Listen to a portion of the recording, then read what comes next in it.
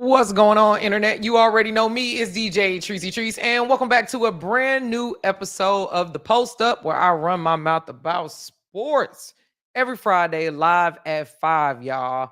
Thanks for joining a brand new episode. I do have a guest coming on here in a little bit who is a subject matter expert on all things Lakers and WNBA, works media with me at the LA Sparks. Named Edwin Garcia. He'll be here in a little bit, but I just wanted to get the live stream started and say what's up to y'all and give a little bit of my opinions on some things we're going to talk about before Edwin gets here, because we're going to be heavy on the Lakers preseason when Edwin gets here, y'all. What a first game one for the Minnesota Lynx and the New York Liberty.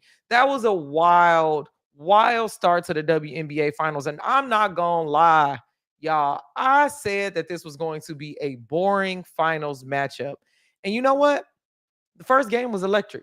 The Lynx were down by like 18 points and came all the way back. Nafisa Collier, Courtney, oh my God, turned into Kyrie there at the end of the game. They had an awesome fourth quarter to go into overtime and then get the win in New York. Originally, I was worried about the New York Liberty, y'all. I said that this team, I didn't know if they had the heart to win. And this game one, honestly, kind of proved me right. I still think that New York is going to win the entire series. I think that Stewie and Jonquel Jones and Sabrina Ionescu and Phoebage and all the people are going to get their stuff together in order to win that series. But oh my goodness, the Lynx aren't going away. And the Lynx coach won Coach of the Year. I mean, she was coaching in the Olympics as well, Cheryl Reeves. So I'm still in shock. Me too, girl. That was a perfect first game. And I'm glad it's still being exciting, because I thought it was going to be whack. I wanted the Connecticut Sun and the New York Liberty to battle it out, because those were the two favorites going into last year before the Aces, of course, did their back-to-back championships. But my gosh, y'all, that was a just roller coaster of a game. So big shouts out to everybody who's in the WNBA and sticking around for that postseason action. This is the perfect time for sports. We got NFL on right now. We got NBA in preseason. WNBA is in postseason. College football is still going. And let me just tell y'all who I'm watching. I went to Purdue. That's my alma mater. But I ain't going to lie. I'll be watching the Buffs. I still, since last year, since Deion came in and did his thing and got all of the excitement around the Buffs, I watch every Saturday. So that's who I'll be watching tomorrow. Let me give y'all my little lineup for tomorrow. The Buffs are playing Kansas State. Both teams are 4-1. That starts at 7:15 p.m. PST, y'all. That's late. That's a late West Coast game. They must be out in Colorado. The Lakers play on Tuesday is their next game, and they play against the Golden State Warriors, who are 2-0 in preseason. The Lakers are 1-2. Tomorrow, well, Sunday, the Raiders play the Steelers. Raider Nation, Sunday, we're playing the Steelers. The Steelers are 3-2, and we are 2-3. A little bit of a quarterback change on the NFL for the Raiders. Not a terrible first year in Raider Nation for me. This whole Devontae Adams situation just got me stressed, because it's like, dude, stay. There ain't nowhere better to go right now, to be honest. And we need some leadership on the Raiders team. I posted a reel on my page that was talking about AP's recent comments on Devontae Adams. He says that they had a talk. Him and Devontae are all good. Devontae will be playing for the Raiders. Their hamstring injury is coming along great. Not confirmed for Sunday's game, but we will keep you posted there. I will say I am enjoying this Lakers preseason. Again, my guest, Edwin Garcia, will be joining us here. He's been to all the practices. He's been at the preseason games and writes articles for the Lakers all season long. So I wanted a subject matter expert to come in here and just tell us what he's seeing behind the scenes. So I'm excited for him to join the show. But I'm excited to see some of the younger players. I just saw an article came out, said that the Lakers are still looking for a backup center. And this is a problem that we've been having for a while. I don't understand why we went into the season with no center plan for that. And I'm excited to talk to Edwin about some of the roster things with the Lakers so far. I think he's got a little bit more insight than what I have. One of the players that I'm like, oh my God, I thought you were going to be greater, and everybody said that you weren't going to be that great. It's Cam Reddish, man. I thought Cam was going to come in and really do his thing. I'm not too confident on that pick going into the season. I'll wait until Edwin jumps in so that we can talk about the last preseason game and some of the younger guys. Also, Gabe Vincent. We paying $11 million for Gabe Vincent, and I'm just not, he's supposed to be this hot hand 3-point shooter. I haven't seen anything in preseason. Again, preseason don't count. It does for the fans to see, for the teams to play and find their rhythm and all of that. But preseason does not officially count, y'all. So we just holding tight and hoping for all things good from the Lakers. I don't really care about the preseason results. Again, my official take for the Lakers season is the Lakers are going to the finals. And that is simply because Bron is playing some of the most inspired basketball that we have seen in a very long time. I think playing with your son just awakens something different in you. I don't care about Bronny's performance. I know everybody is like, oh, he's trash. He's making 1.1 million, y'all. 1.1. We don't really even, we need more out of Jackson Hayes, to be honest. And he had $2.4 million. So it's like Bronny's impact first year doesn't have to be crazy. It doesn't have to be anything astronomical. Even if they send him to the G League, everybody's saying he's eating up a roster spot. And I just don't believe that to be so. There are a lot of two-way players who don't impact their teams at all. So at the 58th pick, we're not gonna give nephew a hard time because he gonna sell them tickets, man. Those ticket sales, those merch sales. You got to change your perspective on how the NBA is wanting to make money, and the Lakers want to make money on this. It's like Bronny being on the court with his dad is like all of the things that we want to see in sports. It just warms your heart. It's never been even mathematically possible before. Now, I will say that they wasted their preseason with that whole appearance, but it looks like Edwin is joining us. I am going to add him to the stream. Y'all welcome Edwin to the show. Let me make sure they can see you. All right, what's up, Edwin? How are you, man? Good. Can you hear me fine? Yeah, I can hear you fine. So for all of the people on the post up, this is Edwin Garcia. We worked LA Sparks Media together. Edwin is a senior editor of Silver Screen and Roll, writer for Swish Appeal, and host of Basketball on Figueroa. Does some Lakers road games as well on Watch Playback. Y'all give it up for Edwin Garcia virtually. Clap, clap, clap. Thank you. Edwin, man, you are my man on the inside. It's like I need you to be my official Lakers correspondent to just let me know what's happening. I've been seeing all the stuff that you've been doing with the Lakers in preseason and media day and everything. So I just want to start off the show by asking you, what are some things early season that you've been seeing in practice that we can look forward to that will leak into the regular season? Yeah, so I've seen a lot of things. I think one thing that's kind of stood out is the emphasis on 3-point shooting. This team really wants to shoot the ball. It's been pretty consistent. Every time I've talked to different players, at some point they mention getting shots up, getting more 3-point shots up, and shooting more threes. So I think that's something we're going to see. I would be shocked if this team isn't top 10 in 3-point attempts at least. And how high that gets, that's where it's going to be a question of, can they get the right shot selection, the personnel they have. That's one thing I think you'll notice it right away. It's going to be more 3-point shots. And the other thing is just generally, the vibes have been good. Last year, I was my first year kind of covering full-time the Lakers. So my only perspective that I had when it came to an NBA team was Darvin Ham. And, I thought it was fine. And then I saw this and I'm like, it's just different. You can feel the energy is different. The focus has changed. The level of detail they're going into, even what we can see when they do open the doors and kind of let us peek in, we're seeing more. They're talking more about, screens and pick and rolls and just the level of detail. It's definitely risen up. We'll see how that actually translates to wins.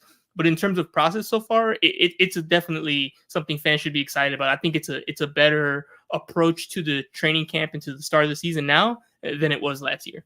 And I love that you immediately started talking about Darvin Ham because, of course, the Lakers played the Bucks in preseason, and I saw that picture of I call him Darvin hands in the pockets Ham because he just never took his hands out his pocket and he got his arms folded and stuff. So I'm not a big Darvin Ham fan, but you've had some experience with JJ, and I immediately thought that JJ was going to be a good pick. I think that there's no pressure there. He's a great player. He's had great leaders, so this was a great hire, in my opinion. A lot of people thought it was dumb, and him and Brown were friends with the podcast and stuff. So, what are some preseason things that you've saw from JJ that are going to positively affect the Lakers here? I think he brings a more modern approach, right? Like he's focused on 3-point shooting. He's focused on systems. I think it's been interesting seeing kind of how he runs things. And again, it's not like I think they so exaggerate. Of course, LeBron James is one of the most powerful people, in the planet and definitely in the basketball world. But y'all, he doesn't. It's not like, oh, my friend's, coaching. I'm gonna relax now and like I'm just having fun. Like no. Like Redick's running the practice. He has a standard. He's pushing everyone to that standard, and there's still a hierarchy there. There's still he's in charge, and problems occur or whatever, that'd be something different. But in the meantime, he's running the plays, he's calling the subs, he's running the team, and I think he's doing a good job to start. He's very polished. He knows what he wants, and he's pretty clear. I think I like his approach because it's still his way, and there's no wiggle room. But he'll at least, from what I've heard and what I've seen, he'll at least hear the players out, understand what they're coming from, and he knows. Especially, it's more of a corporate world when you're a coach, because you have to know the sport and then know how 15 different people, how they're going to take certain ways you say stuff and kind of how to say what you need to say to get it across to them. And I think he does a good job of listening to them, hearing them out, and they might still do it his way, but he'll at least be able to kind of cushion that and be like, okay, I hear you. This is why let's do it this way. Let's meet in the middle. So I think he's doing a good job with the personnel. He's doing a good job with the media. Again, we haven't actually had games that quote unquote count, but I think so far he's kind of doing things the right way. And I'm kind of with you. I like the hire. Yes, he doesn't have the head coaching experience, but he has modern experience with these players and playing at a high level. So it's not like, I think when people mention he's never coached before, I'm like, yeah, but he's played at a very, very high level and he's into the X's and O's part, which is what you need to be into if you want to be a coach. So yeah, I agree with you that I think so far it's been a good hire. Everyone seems to be happy with it. And, we'll see as the season progresses kind of where the wins and losses end up being. Yeah. And you were raving on Twitter yesterday about the young Lakers, the baby Lakers, as you called them. Talk a little bit about like what you saw in a couple standout players that are, maybe in the development phase on those exhibition contracts. What should we be excited about? And who do you think will actually make the roster from that young group? So obviously Quincy is what everyone's talking about, right? Quincy Olivari, he had like 11 points and he was just destroying it in the fourth quarter. Part of the reason why they had that comeback. And I think what made me so happy about it was last year, if you remember those garbage time minutes when the game was either completely won or completely lost, we just saw such sloppy play from those end of bench guys where, they were all going for themselves and it was just unorganized basketball and it looked bad. And a few times, 10-point lead gets shrunk in, a 20-point advantage became 8 points. And it's like, okay, I know the game doesn't matter anymore and the result's what it is, but it's like, y'all, we still gotta act like it's better. Yeah. And JJ Redick mentioned that in, I believe, the second game. He said that even though they lost that one too in the preseason, he said he didn't like that there was too many turnovers in that fourth quarter. And yeah, they're young, but that's not acceptable. So I like the fact that he kind of called that out. He said he talked to them, they worked on it in practice, and then look, the opposite happened. They came through and won a game, and they won those minutes against the other team's kind of players at that same level. So I think that's a positive. In terms of Quincy's on that E10 deal. So for those who don't know, basically means he's on a training camp deal, and if he signs to the Lakers G League affiliate, which is the South Bay Lakers, he'll get more money than he will if he signs somewhere else. So it's kind of the Lakers saying, look, we can't give you a two-way. We can't give you a roster spot. Come to our training camp. We like you. We're probably going to keep you. If we do, we'll give you more money than anyone else can give you because you signed this deal, and it's kind of like the partnership works that way. I don't know if it'll go further than that with Quincy. obviously, I think the easiest thing to do is to give him a two-way. But as you know, they already have 3 two-way contracts. Yep. So that means do you get rid of Armel? Do you get rid of Colin Castleton? Do you want to do that? I'm not sure if they're thinking that far, but I like what Redick said after the game last night when he said that Ray Allen told him that every time you step on the court, you're trying out. Yeah. And he's like, it doesn't matter if it's G League, Summer League, preseason, you're trying out. Maybe Quincy took one of those two-way contracts last night. Maybe he's been doing good in practice. They saw it in the game. They're like, oh, you know what? In like a week, we'll see a move. And if we see that, we're going to be like, of course, because of how he did there, right? And that was, quote unquote, garbage time. He turns it into a win. So Quincy's definitely a player to look out for. Colin Castleton's been a big. They've been trying to kind of, we know the Lakers are short on bigs. They want to see if he develops. If you want to put Dalton in that, I think he's definitely a rookie, but he's a different kind of rookie, right? He's like a top draft pick rookie. But he's I wouldn't be shocked if maybe the team's killing it and Dalton's kind of end of the bench. He might play sometimes with the G League. That's totally possible, being that, if the Lakers are good, he might not get as many minutes, or there might be a week where it makes sense to send them down.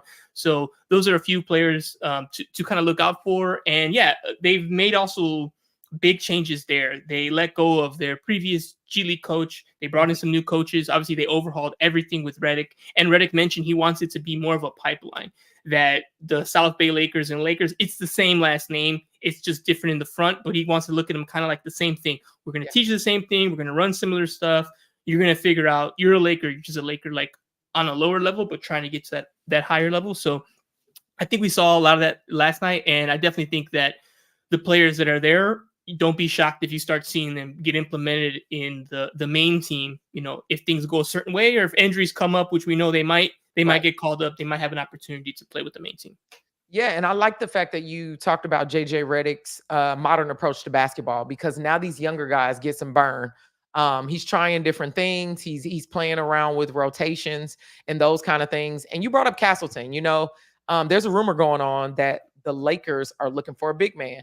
And it's like, all right, well, we had Castleton last year. He's had some impact in the G League. It would be his time to move up at this point and be that next big man. What is the likelihood of them finding someone else, or them just sticking like with the safe bet of Castleton? Man, if I had to guess, I'd say they're probably going to look somewhere else. Mm-hmm. Colin still, it's been a little shaky. I'll have to look at the tape again to think of how he's done this preseason. And granted, we still have a few more games. We have 3 more, one on Tuesday, and then Thursday, Friday. They have, even in preseason, they got back-to-back. I know Bron's not happy about that. There's no way he's happy about Vegas, Golden State, Arizona, and then back home. So, they'll deal with it. They'll figure that out. I think it's just more likely they'll go somewhere else, because even if Colin's a good prospect, he's still on a two-way. And there's still, some players that are free agents. There's still players you can trade for. So I think they're going to keep looking at other options, which, that's something Colin's got to work his way through and see. But he is on a two-way. Wouldn't be surprised. That means he can play 50 games with the Lakers. No harm, no foul. So he might have some opportunities early to get a look. So for Colin, it's just about keep working hard. And when your number gets called, just give them a reason to not explore anything else and say, you know what, we get 50 games out of Colin. Let's just keep him going, and we can sign him to something, more long-term later in the year. So it's going to be interesting. This is definitely his best opportunity to earn that spot if he wants it. Yeah, for sure. And I think he will hustle. I liked some of his development, but I just don't think it's consistently there just yet, in my opinion. So we'll see how that develops. Let's talk real quick about Jackson Hayes. What are your initial thoughts about his performance? I think this is going to be a breakout season for Jackson.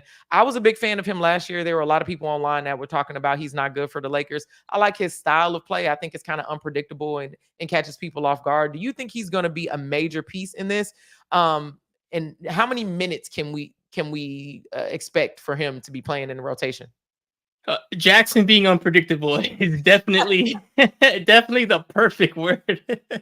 Yeah, and when it's good, he's an Energizer bunny and he's jumping around, he's dunking, he's got crazy field goal percentage because he's basically just dunking the ball or he's not taking a shot. So it's exciting. When it's bad, he's tripping over his feet, he's turning the ball over, he's chucking a shot where you're like, what's going on? So definitely a hot and cold with Jackson Hayes. I think if he's ever going to get it like where it's more good than bad and you're kind of getting the good with less of the bad, it's going to be this situation. Why? Well, one, he's older now and his contract, I believe, will be up after this year. So if he wants a bag, he's got to ball out. So that's one thing. Two, again, he's older. So you're hoping he's starting to get, hey, you really need to, this is your chance to kind of cash in and really, kind of set yourself up in your career, finances, all that kind of stuff, right? And the other thing is, JJ Redick, that was his vet when he was a rookie. Yeah. So they have talk about a rich history. That was literally his vet, and that's his rookie. And now he's trying to, earn his spot and kind of stay in the league and get established. And who's he looking up to? His coach, who was his vet. So they know each other very well. JJ Redick knows him at a level that very few people know him, and it's his job to kind of guide him up there. And with Christian Wood out for maybe another 4 weeks, Jackson's going to have, right, at least at the start, he's definitely going to be in that 9-man rotation. Expect him to get 20 plus points at the very minimum to begin the season. And then let's see if he shows a reason to keep him there. Maybe Christian Wood's barely in that rotation as like the second backup big. A lot of minutes we saw with Hayes and AD. Well, not a lot, but like a significant portion in that preseason game. We're going to see more of that, I think. And yeah, this is definitely Hayes' opportunity. There's an injury, so there's not as many bigs. They're looking for bigs. You're there. You want to get the bag. The coach knows you very well, so he knows what you're good at, what you're bad at. Let's see if we can get the best version of him. So yeah, I think that's definitely, especially in the beginning, he's going to be huge for sure. Yeah, that's same. I was thinking like this is his moment. Like this is what he's been working up to. So I'm expecting that he's going to show up and step up to that. And if not, then we know that he doesn't have the chops for it, and we can explore other options at this point. Let's talk about the Hollywood moment that we've all been waiting for when Bron and Bronny actually took the court together for the first time. Now, I didn't expect to see this in preseason. Did you know that was going to happen before? And are you shocked that they kind of did that in preseason? Because I was expecting them to do it at the crypto.com arena where there can be a lot more fan presence. What are your thoughts about Bron and Bronny on the court at the same time? Yeah, no, I didn't know that they were going to do that. Obviously, it was a possibility with, once he was activated, because the first game LeBron didn't play, right? Yeah. And then the second game he played. It's like, okay, possible, right? We didn't see it last night. So I think that, so it surprised me a little, but not too much. Also, you got to remember even though you couldn't really like sell it, like, oh, LeBron and Bronny tonight. It's like, well, LeBron was one of my friends was trying to get tickets, as a fan to the game, and he mentioned, oh, the minute they announced LeBron, like on StubHub and everything, it went up. So I think people were already kind of excited. And then it's Palm Springs. You don't really get professional basketball there often, so there was some hype, and I think I think it was a nice thing to kind of relieve some of the pressure. Yeah. Because of course it's so funny. You know this more than most. Everyone has an opinion, happy, mad, upset, frustrated. They just keep talking about it. So I think the Lakers, more than anything, they're just trying to get it out the way. They're like, look, we understand y'all are excited. We're excited too, but actually not that much. We're trying to win games and stuff. So it's just kind of a cool thing.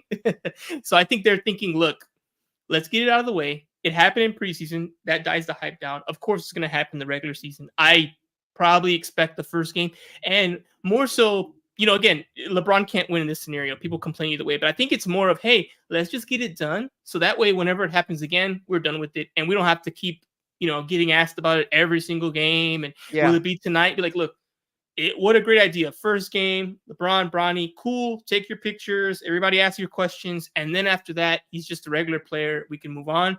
Yep. And be done with it. So I expect that, especially like you said, since they already did it in preseason, I think opening night, if everyone's healthy, everything's good, I expect the same thing. They'll get it done. And then after that, the hype will die down a little bit, and it'll just be like, hey, he's a good young prospect who can play some solid defense, and like, let's just see, what comes of him as he kind of develops. I agree. I think Bronny was a safe bet. We've only gave him $1.1 million. We didn't lose a whole bunch. There's a lot of upside for development. Basketball IQ really good.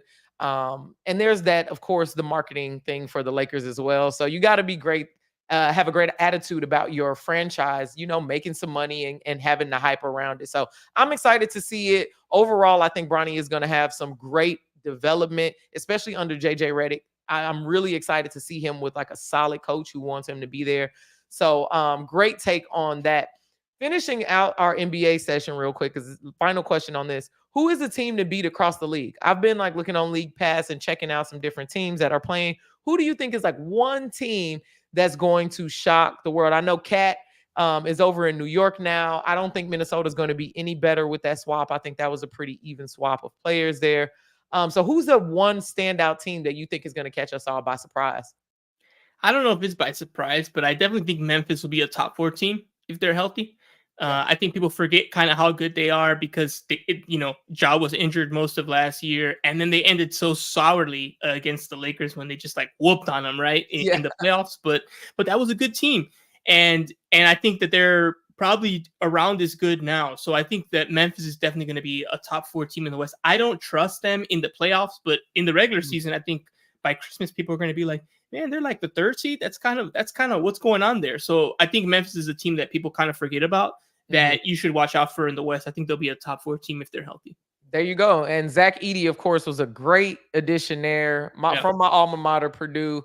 I was a little disappointed in his collegiate career and how it ended, but I'm glad to see him in the NBA. Plays well with a team of hungry young people that he can develop and grow with. So I'm excited to see. Okay, Memphis, I'll put that in up here. Before we go, Edwin, let's talk WNBA, what we always talk, what we normally talk.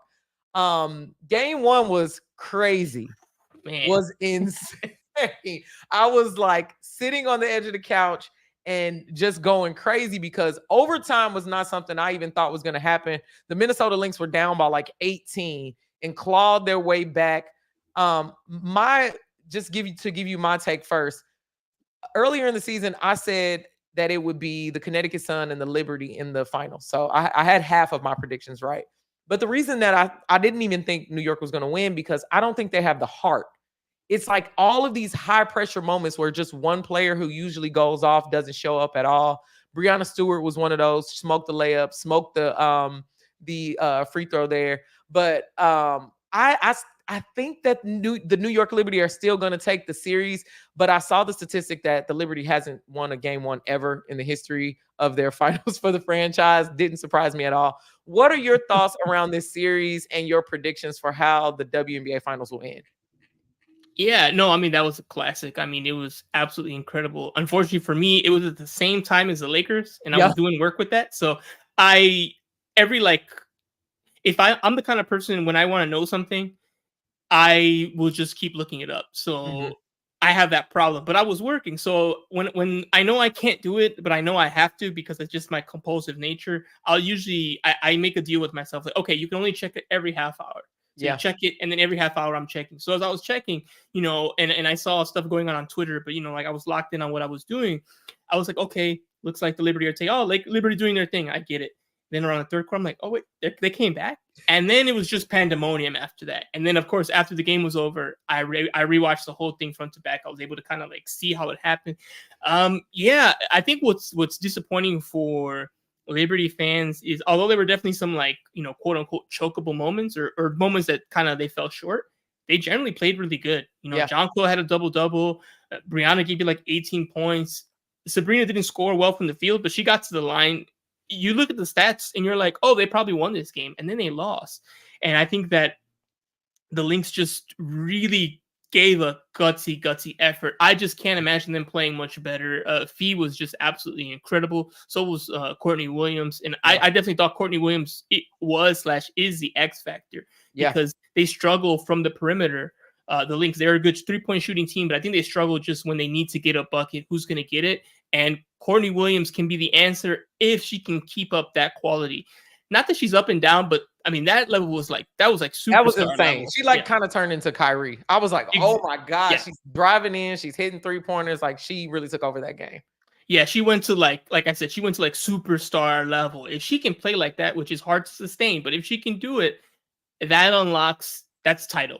That's title level kind of performance that she gave last night. And she did the same thing the game before in the semis to kind of advance them here. So she's kind of on a hot streak. If she can sustain it for like 2 more games, they very well might win it. Fee was incredible. But, I don't know. I heard a lot of things from the Liberty, like talking about devastating and this and that, but it's not over. And they know they've been here. They've fallen at this level before. So there's 2 ways to look at it. You can look at it and be like, they're just doing what they always do. Or you can look at it and say, look, they know what happened. They know what's up. They're not going to get rattled by game one. Yeah. It's a 5-game series. They're just going to win one here. Okay, they got the split. It's not what they wanted, but okay. Go out there, win one in Minnesota, and then guess what? Game 5 at home, you got to like your chances there. So I'm still going to go with the Liberty. Yeah, but that first game was pretty rough. So we'll see. I think the Liberty will definitely win game 2, and then the series will get really interesting once it goes back to Minnesota. I totally agree, and I mean, I'm excited to see the game on Sunday to just see how it all unfolds in the game too. But Edwin, tell everybody where they can find you, man, on the internet. Yeah, absolutely. Pretty much everywhere. eCreates88. That's YouTube, Instagram, Twitter, TikTok, all of it. It's there. And yeah, you can follow my work there, writing for Silver Screen and Roll and Swish Appeal on the Lakers, Sparks, WNBA. We're going to do some college basketball, I'm sure, too. USC with Juju and all that. It's always a fun time. All right. Well, thank you for joining the show, and thank y'all for watching out there. Again, this is the Post Up. I'm your host, DJ Tricey Trice, and I'm live every Friday at 5 here running my mouth about sports. I'll tap in with y'all next week.